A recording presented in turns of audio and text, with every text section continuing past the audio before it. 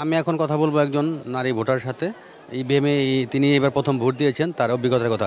আপনি কি এবার অনেকবার ভোট আপনি কি ইভিএমে প্রথম ভোট দিলেন এবারই? এইগুলাই আর কি প্রথম ভোট দিলাম। তো এই ভোট দেওয়ার অভিজ্ঞতাটা আপনি একটু বলবেন একটু।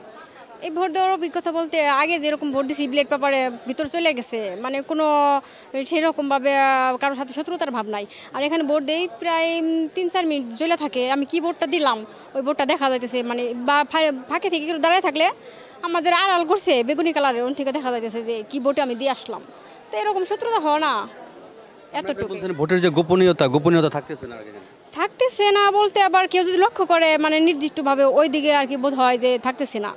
আর যদি মানে ওইরকম কেউ খেয়াল ক্ষতি না করে হয়তো বোঝা যাইতেছে না। আমি এখন আছি হরিরামপুরের বয়রা ভাটিকান্দি যে প্রাইমারি উচ্চ বিদ্যালয় রয়েছে, সেই উচ্চ বিদ্যালয়ের একটি কেন্দ্রে।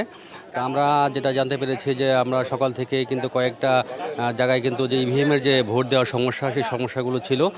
ইলেকট্রনিক্স চার্জের কারণে বা নেটের কারণে কিন্তু তারা ভোট দিতে বিলম্ব হচ্ছিল। তো আমি এখন এই কেন্দ্রে আছি। আমি এখন কথা বলবো এই উপজেলারই 2বার চেয়ারম্যান এবং তিনি এবারও নির্বাচনে চেয়ারম্যান প্রার্থী হয়েছেন, দেওয়ান সাইদুর রহমান। আপনি একটু বলবেন যে এখানে যে ভোটের যে ইভিএমে ভোট কেন্দ্র, আমি নিজেও দেখলাম যে আপনি ভোট দিতে যে কিন্তু যে আপনার ওই আঙ্গুলের ছাপ না মেলার কারণে কিন্তু আপনার ভোট দিতে অনেকটা বিলম্ব হয়েছে, এই বিষয়টা একটু বলবেন আসলে। আসলে সবার ক্ষেত্রে না, আমার ক্ষেত্রে আর কি যে হইলো, থ্যাংক ইউ, ফিঙ্গারপ্রিন্টে না মারলে একটু সমস্যা হয়ে যায়। এটা হইতেই পারে দু এক ক্ষেত্রে, এটা হইতে পারে। তারপর একটু বিলম্ব তো হয়ই, নর্মালটা ছেলের মতো না। তারপর মানুষ আস্তে আস্তে কমফোর্টেবলি ফিল করতেছে মানুষ, আবার এরা হেল্পও করতেছে, এই জন্য সমস্যা নেই আল্লাহর মতে ভালোই আছে ইনশাল্লাহ। আপনি পরে ভোটটা কীভাবে দিলেন? আপনি কি মানে আইডি কার্ড এনে দিতে পেরেছিলেন না কীভাবে? আইডি কার্ড দিছি, আইডি কার্ড দেওয়ার পরেও আইডি কার্ডের পরে আবার ফিঙ্গারে মিলেইনি। পরে যে প্রিসাইডিং বা ওই যে এজেন্ট এরা আবার তাদের দিয়ে তারপরে যে দিয়ে এলাম। ধন্যবাদ। আমরা একটু কথা বলবো এখানকার যিনি প্রিজাইডিং কর্মকর্তা রয়েছে তার সঙ্গে।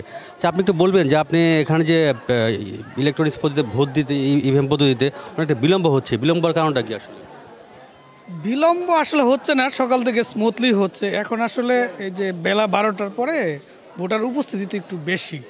হ্যাঁ, আর ওই যে একটা ঘটনা আপনি দেখছেন, আমাদের ওই যে একজন প্রার্থীর ভোটার দেরি হয়েছে, এটা অ্যাক্সিডেন্ট। এটা সকাল থেকে এরকম আমরা আরেকজন পাইছিলাম, 2জন। সেই ক্ষেত্রে আমাদের যে সহকারী প্রিসাইডিং অফিসার আছে, যদি ওই এখানে যারা এজেন্ট থাকে তারা যদি যে ভোটার, সে যদি বৈধ ভোটার আমাদের লিস্টে নাম থাকে, তা সে যদি পরিচিত লোক হয়, তাহলে উনি ওনার আঙ্গুলের ছাপ দিয়ে সর্বোচ্চ 3টা ভোট কনফার্ম করতে পারে। সেইভাবে ওনার ভোটটা দেওয়া হয়েছে আর কি। আচ্ছা, আমরা দেখলাম মেশিনটা কিন্তু অনেক স্লো কাজ করতেছে। একজন ভোট দেওয়ার পরে মেশিনটা, এইটার কারণটা একটু বলবেন? এইটা তো আসলে মেশিন তো ইলেকশন কমিশনার আমাদেরকে যেটা সাপ্লাই দিছে, এই মেশিন দিয়ে আমরা কাজ করতেছি। মেশিনের যে বিষয়টা টেকনিক্যাল বিষয়, আমরা আসলে টেকনিক্যাল লোক না। এইটা কি জন্য স্লো, এটা আসলে যদি টেকনিক্যাল যারা ইলেকশন কমিশনের যারা টেকনিক্যাল সাপোর্টার আছে তাদের সাথে যদি আপনি কথা বলেন তাহলে মনে হয়। আচ্ছা, আমরা দেখছি যে কেউ ভোট দিলে যে যাকে ভোট দেওয়া হচ্ছে লাইটটা প্রায় অনেকক্ষণ জ্বলে থাকে, 2-3 মিনিট। সেই ক্ষেত্রে পাশে থেকে অন্য কেউ তো দেখতে পারতেছে আসলে ভোটের বিষয়টা আসলে। কোন লাইটটা? সরি, যে লাইটে আপনারই করতেছে মানে ভোট দিচ্ছে আর কি, যে ইলেকট্রনিক। ওইখানে তো কালো কাপড় দিয়ে ঘেরাও করা আছে, ওইটা দেখার কোনো সুযোগ নেই তো। এটা সুযোগ। ধন্যবাদ। তো শুনছিলেন, এখন আমরা কথা বলছিলাম যে এখানকার যিনি প্রিজাইডিং কর্মকর্তা আছে তার সাথে।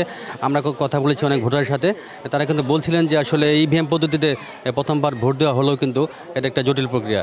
এই ছিল আমার কাছে হরিরামপুর থেকে উপজেলা পরিষদের সর্বশেষ খবর। শহীদুল ইসলাম সুজন, মানিকগঞ্জ।